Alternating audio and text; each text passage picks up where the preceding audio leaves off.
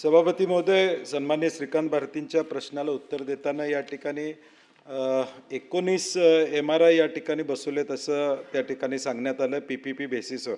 माझा मूळ प्रश्न असा आहे की MRIची उपलब्धता सुविधा नसताना या ठिकाणी काय आकडेवारी सरकारकडे आहे का की MRIची सुविधा न दिलेल्या पेशंटची आकडेवारी आपल्याकडे या ठिकाणी आहे का? आणि मूळ प्रश्न सभापती महोदय तो पोर्टेबल MRIचा आहे, फिक्स्ड MRIचा नाही. फिक्स्ड MRIची व्यवस्था अनेक सरकारी हॉस्पिटल्समध्ये किंवा वैद्यकीय महाविद्यालयामध्ये. मूळ विषय आहे की पोर्टेबल जिथं ग्रामीण भागामध्ये ती सुविधा आपल्याला देता येईल का या दृष्टीने या ठिकाणी महत्त्वाचा विषय आहे. त्यामुळं ही आकडेवारी आम्हाला मिळाली कारण की PPP अंतर्गत 14 संस्थांमध्ये नियोजित MRI सुविधा पोर्टेबल स्वरूपाची असेल का हा मूळ प्रश्न या ठिकाणी. मंत्री महोदय. सभापती महोदय, आता MRI जे आमच्याकडे उपलब्ध आहेत आणि आम्ही जो PPP तत्वावर करार केलेला आहे त्या 2 कंपन्यावर केलेला आहे. एक आहे नागपूर क्लस्टरसाठी स्पंदन आणि मुंबई ह्याच्यासाठी आपण एक कंपनी हेल्थवेअर डायग्नॉस्टिक प्रायव्हेट लिमिटेड. आणि आपण सर्व जवळजवळ 36 आमची जी शासकीय महाविद्यालयाची हॉस्पिटल आहेत त्या ठिकाणी 1.5 टेस्ला आणि जास्त पेशंट जिथे असतील ते 3 टेस्ला हे करण्याचं आपण केलेलं आहे. आणि सन्मान्य सदस्यांनी ज्या 19 ठिकाणचा उल्लेख 16 केला त्या 16 ठिकाणी आता ते काम सुरू झालेलं आहे आणि अनेक ठिकाणी जुन्याही आमच्या MRI आहेत.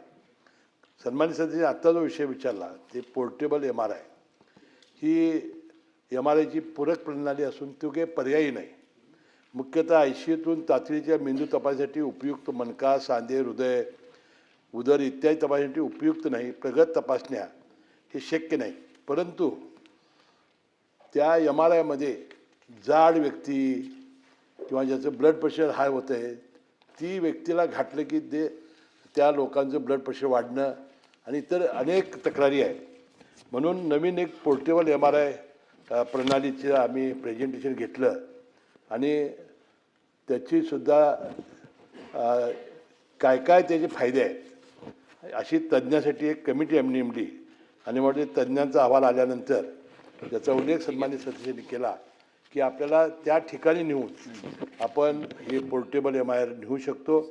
आणि ते जर त्यांनी चांगलं आपल्या त्या समितीच्या रिपोर्टमध्ये आलं तर आम्ही निदान प्रायोगिक तत्वावर सर्व हॉस्पिटलमध्ये करण्याचा आमचा विचार आहे.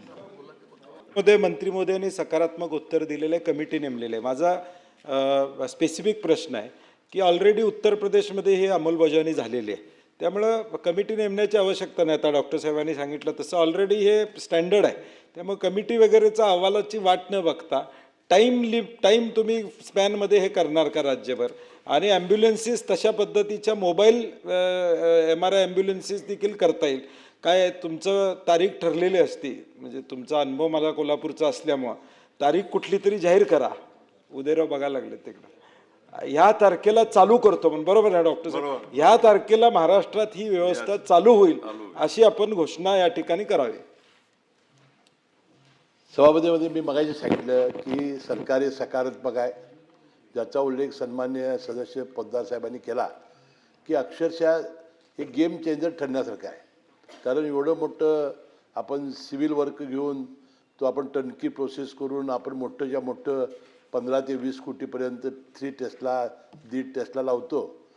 ह्याच्यापेक्षा त्या जागेवर जाऊन हे जर करणं ज्याचा उल्लेख सन्मान्य सदस्य केला तर उत्तर प्रदेशमध्ये आणि कुठं अनेक ठिकाणी आम्हाला प्रेझेंटेशन देताना त्यांनी सांगितलं होतं की एम्सला आहे, याला आहे, त्याला आहे.